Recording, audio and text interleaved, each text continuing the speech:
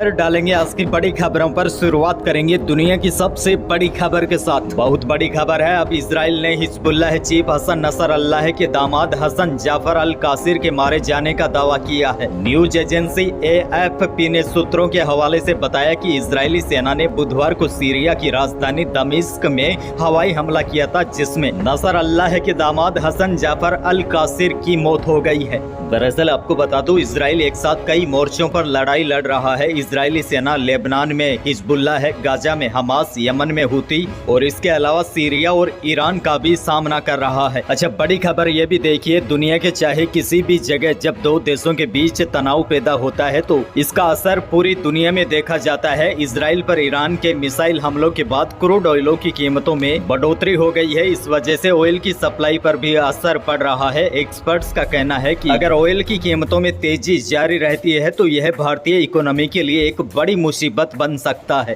वहीं देखिए, इस युद्ध का असर दुनिया भर के शेयर बाजारों पर भी देखा जा रहा है। कल Bharat, south Korea, Hong Kong, Israel समेत दुनिया के कई शेयर बाजार धड़ाम हो गए। दुनिया भर के बाजारों में जबरदस्त गिरावट देखी जा रही है। बहरहाल आगे बढ़ते हैं। एक और बड़ी खबर, देश भर में गूगल पे यूजर्स के लिए अब से गोल्ड लोन भी उपलब्ध होगा। यानी कि जो आप अपने मोबाइल में गूगल पे यूज करते हैं उससे सोने पर भी लोन मिलेगा। इसके लिए गूगल ने मुथूट फाइनेंस के साथ पार्टनरशिप की है। लोन के लिए क्या प्रोसेस होगी, अभी इसकी जानकारी कंपनी ने नहीं दी है। और देखिए, बड़ी बात यह है, गूगल पे ने अपनी लोन लिमिट को भी 5 लाख रुपए तक बढ़ा दिया है। दरअसल टेक कंपनी गूगल का कल गूगल फॉर इंडिया इवेंट हुआ था, इसमें यह बड़ी घोषणाएं की गई है। बहरहाल आगे बढ़ते हैं। एक और बड़ी खबर, मोदी कैबिनेट ने दिवाली से पहले जहां किसानों की आय बढ़ाने के लिए 2 बड़ी योजनाओं को मंजूरी दी है, तो वहीं रेलवे कर्मचारियों को भी बोनस देने पर सहमति जताई गई है। केंद्रीय मंत्री अश्विनी वैष्णव ने कहा है कि जो कैबिनेट बैठक में बड़े फैसले हुए हैं, इनमें से सबसे बड़ा फैसला यह है किसानों की आय बढ़ाने और मध्यम वर्ग के लोगों को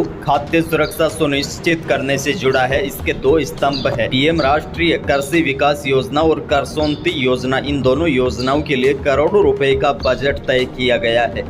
आगे बढ़ते हैं। देश की एक और बड़ी खबर, हरियाणा में रोहतक से कांग्रेस सांसद दीपेंद्र हुड्डा नारनौद विधानसभा क्षेत्र से कांग्रेस प्रत्याशी जस्सी पेटवाड़ के लिए चुनाव प्रचार करने गए थे। इसी दौरान करंट लगने से युवक की मौत हो गई। दरअसल इस जनसभा में काफी लोगों की भीड़ उमड़ी थी। जिस समय युवक को करंट लगा उस समय युवक के आसपास काफी लोग खड़े थे। राहत की बात यह रही, बाकी लोग इसके चपेट में नहीं आए। मृतक युवक की पहचान 26 वर्षीय वीरभान के रूप में हुई है। अब देखिए, इस खबर से सबक यह लेनी चाहिए, नेता चाहे बीजेपी का हो या कांग्रेस का या किसी अन्य पार्टी का, इनके कार्यकर्ता अपने नेताओं को खुश करने के लिए बड़ी तादाद में भीड़ इकट्ठा करने की कोशिश करते हैं। हालांकि वहां जाने से आम जनता को मिलता कुछ नहीं है, लेकिन लोग चले जाते हैं भाषण वगैरह सुनने के लिए। और आज तक का इतिहास है, किसी भी रैली या बड़ी सभा में परेशानी का सामना केवल और केवल आम आदमी को ही करना पड़ता है। पहले नेताजी का इंतजार करो और भूखे प्यासे रहो, नेताजी को कोई फर्क नहीं पड़ने वाला है।